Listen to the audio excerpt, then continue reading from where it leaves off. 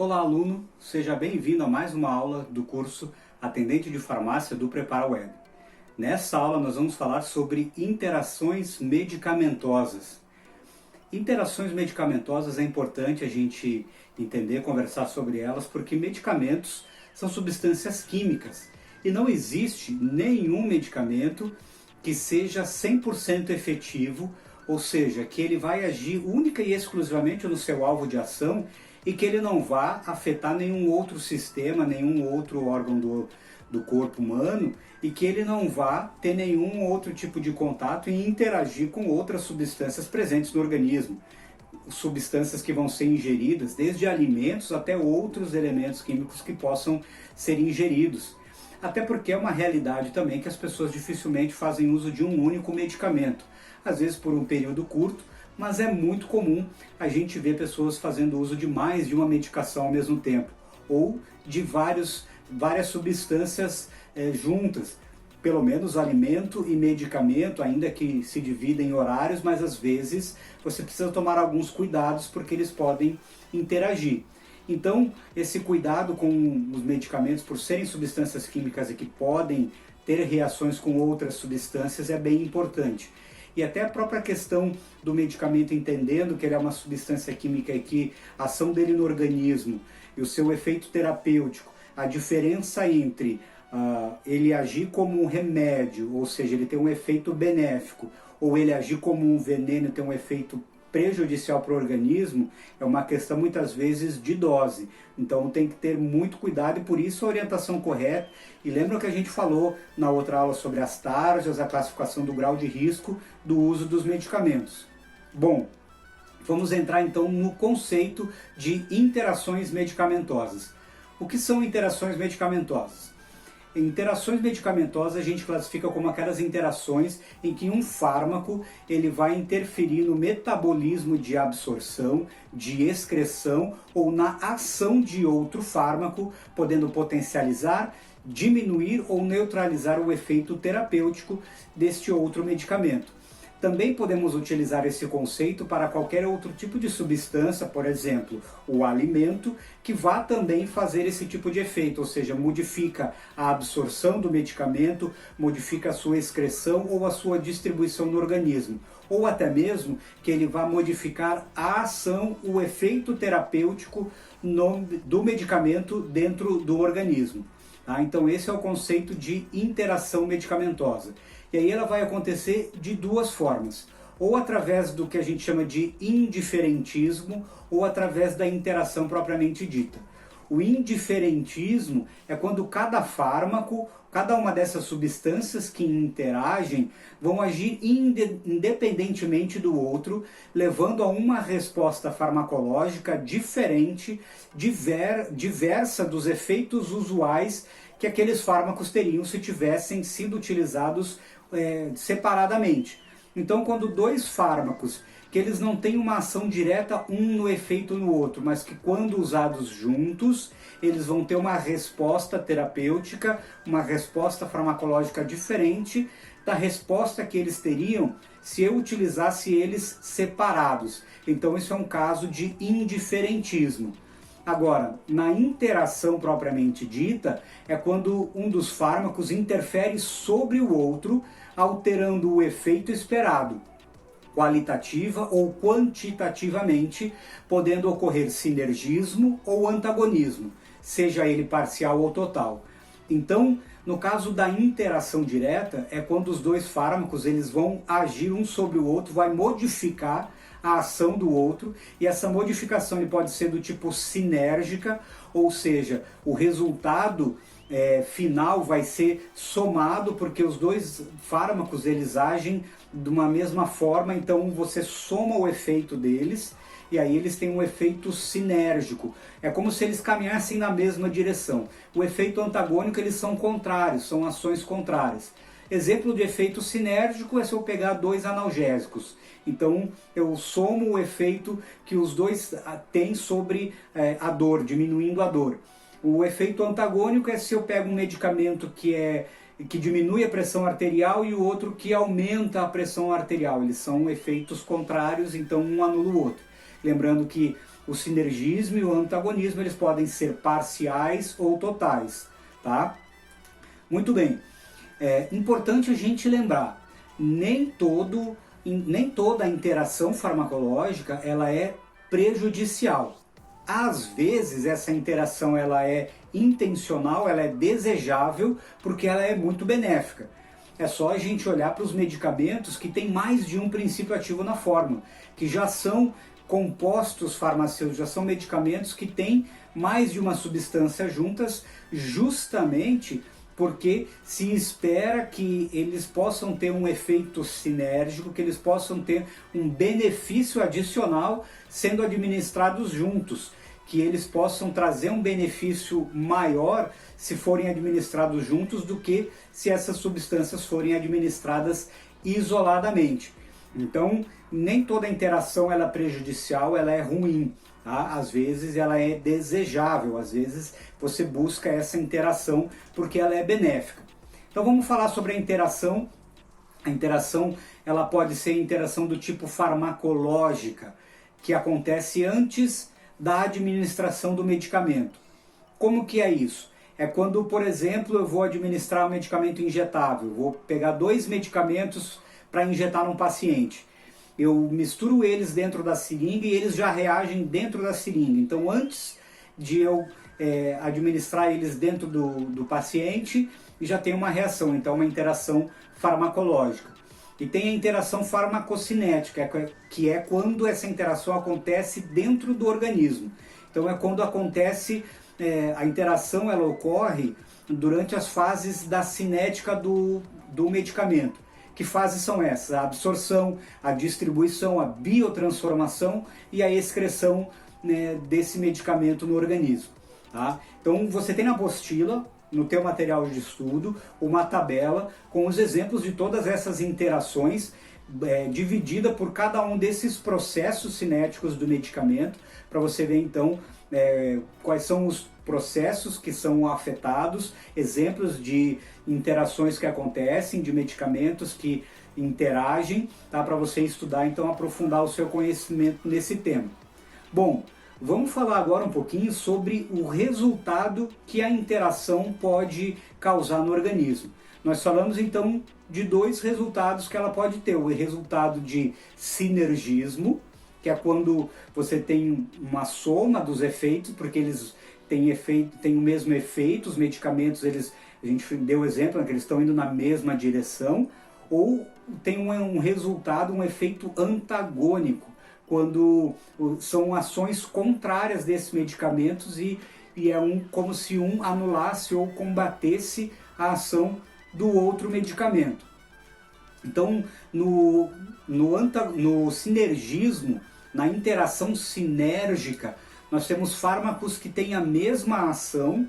Então, um exemplo é, por exemplo, se eu dou 2 medicamentos analgésicos, tá, para um paciente, eu tenho um sinergismo e geralmente eu estou buscando então aumentar esse poder analgésico, né? Provavelmente eu estou tratando de uma dor um pouco mais intensa, eu preciso de uma resposta talvez mais rápida. E no caso de uma interação antagônica, é quando são fármacos que têm ações opostas. Por exemplo, geralmente esse antagonismo eu não estou buscando ele intencionalmente, a menos que eu esteja tratando, por exemplo, uma intoxicação. Aí eu quero um antagonismo, então eu quero anular o efeito, por exemplo, um efeito tóxico de que alguém daqui a pouco se intoxicou com uma substância química, seja acidentalmente ou não. Aí eu quero anular o efeito dessa substância química, então eu vou dar o famoso antídoto, né? Então, no caso de alguém que teve uma picada de uma cobra venenosa, por exemplo, e aí eu dou o antídoto, eu estou querendo anular, então é um efeito antagônico, certo? Então esse é um exemplo de uma interação do tipo antagônica. Quando a gente fala da interação sinérgica, a gente vai classificar ela em 3 tipos. Então, a interação sinérgica, a primeira é por adição. Quando que acontece a adição? Quando eu tenho medicamentos que eles têm o mesmo mecanismo de ação. Então, por exemplo, se eu administrar para um paciente um ácido acetil salicílico e uma dipirona. São 2 medicamentos da classe dos anti-inflamatórios não esteroidais. Eles têm o mesmo mecanismo de ação. Então eu vou ter adição do efeito analgésico deles. Eu posso ter uma interação sinérgica do tipo somação. Quando que vai acontecer a somação? Quando eu tenho mecanismos de ação diferentes, mas que agem para a mesma finalidade. Por exemplo, paracetamol com codeína. São 2 analgésicos, mas que agem em mecanismos bem distintos. O paracetamol também é da classe dos anti-inflamatórios não esteroidais, mas a codeína é um analgésico opioide. Então eles agem por vias bem distintas dentro do organismo, mas são 2 analgésicos. Então eu associo para que por mecanismos diferentes eu possa promover maior analgesia no paciente. E aí eu tenho o sinergismo, o terceiro tipo, que é a potencialização. Quando eu dou 2 fármacos, 2 substâncias que um torna o outro mais efetivo. Então, quando não são exatamente 2 substâncias que agem para a mesma finalidade. Por exemplo, tem a associação de outros analgésicos, paracetamol com cafeína, também para enxaqueca. A cafeína não tem ação analgésica, mas ela potencializa o efeito analgésico do paracetamol. Então são associações que você torna aquele medicamento mais efetivo com a adição de uma outra substância que não tem aquela propriedade farmacológica, mas aumenta a potência daquele fármaco que é o principal, principal fármaco que está agindo ali naquela associação. Tá? Agora vamos falar de interação antagônica. Então, como resultado da interação antagônica, eu vou ter uma interação farmacológica. O que vai ser essa interação farmacológica? O resultado disso é quando eu tenho 2 medicamentos, 2 fármacos que eles agem no mesmo local com ações opostas. Então, se eu tiver um expectorante e um antitussígeno, um vai estar estimulando o centro da tosse, o expectorante, as pessoas às vezes equivocadamente acham que ele acalma a tosse. Na verdade, ele é irritativo para justamente estimular o organismo a expelir aquela secreção. Então ele é irritativo. Aí o antitussígeno sim que vai ser uma ação sedativa e calmante da tosse. Então são ações antagônicas, eles agem no mesmo local, só que com efeitos contrários. Eu tenho um antagonismo do tipo fisiológico, quando eu tenho efeitos opostos, mas por mecanismos diferentes. Então eu posso ter um vasodilatador e um vasoconstritor, mas que agem em sítios diferentes no organismo, mas o efeito deles, mesmo sendo outros mecanismos, outras vias de ação, o efeito deles é oposto, é contrário. Então é um antagonismo do tipo fisiológico. Aí eu tenho um antagonismo químico, que acontece quando um fármaco reage com o outro. Então, por exemplo, na formação de quelatos entre o EDTA e a penicilina. Então, existem substâncias que quando entram em contato uma com a outra, elas reagem, elas formam um complexo queloide, ou elas formam um quelato, ou elas formam alguma outra substância, elas reagem entre si e o substrato resultante desta reação é uma substância inerte ou mais tóxica ou que tenha um outro efeito, enfim, aí você acaba não tendo a resposta terapêutica esperada daquelas substâncias. Então, quando é uma reação química entre elas, então é um antagonismo químico.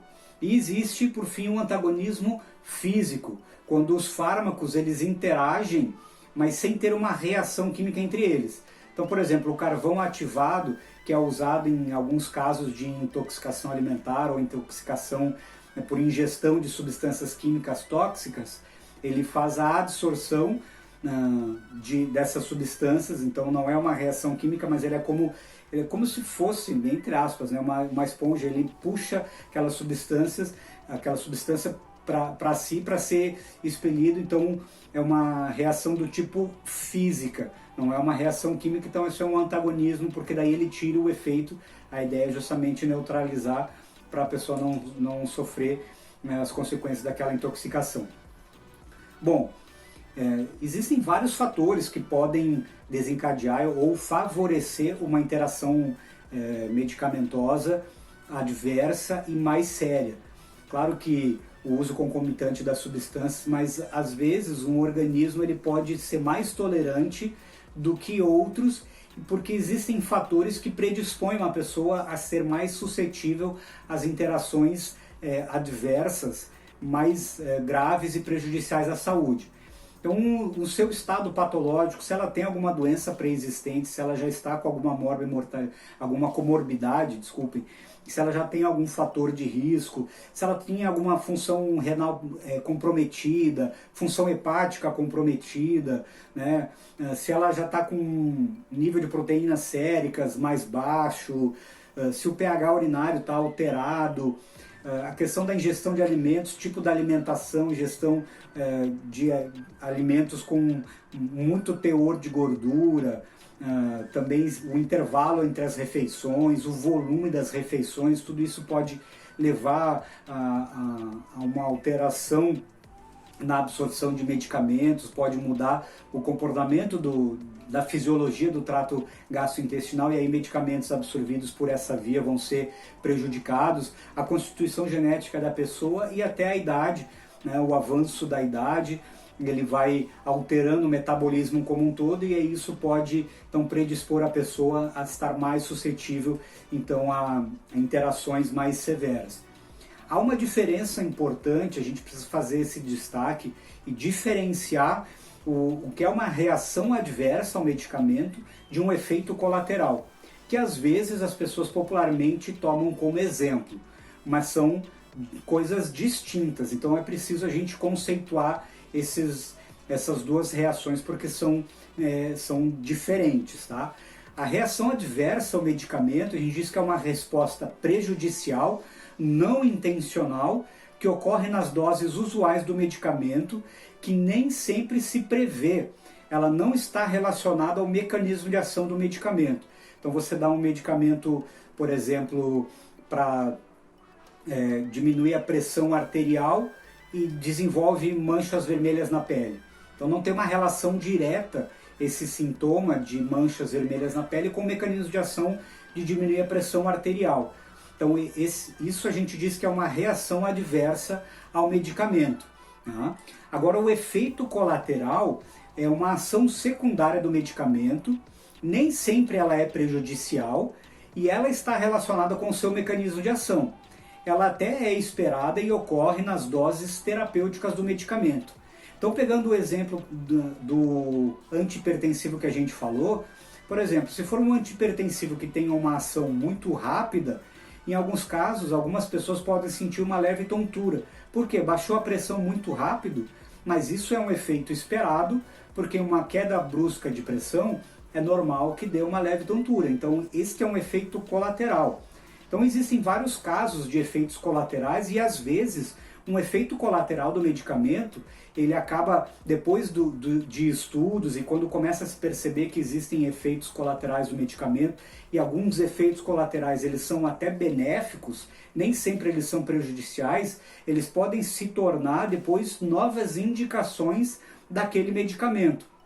Então, há uma diferenciação. Quando a gente fala de reação adversa ao medicamento, aí eu estou falando de uma reação prejudicial, não esperada, ou que eu não consigo muitas vezes prever, antecipar essa reação, e ela não tem relação com o mecanismo de ação do medicamento. O efeito colateral ele está relacionado ao mecanismo de ação do medicamento, ele é muitas vezes esperado e ele nem sempre é prejudicial, tá certo? Então, com essa definição desses conceitos, a gente termina a aula sobre interações medicamentosas.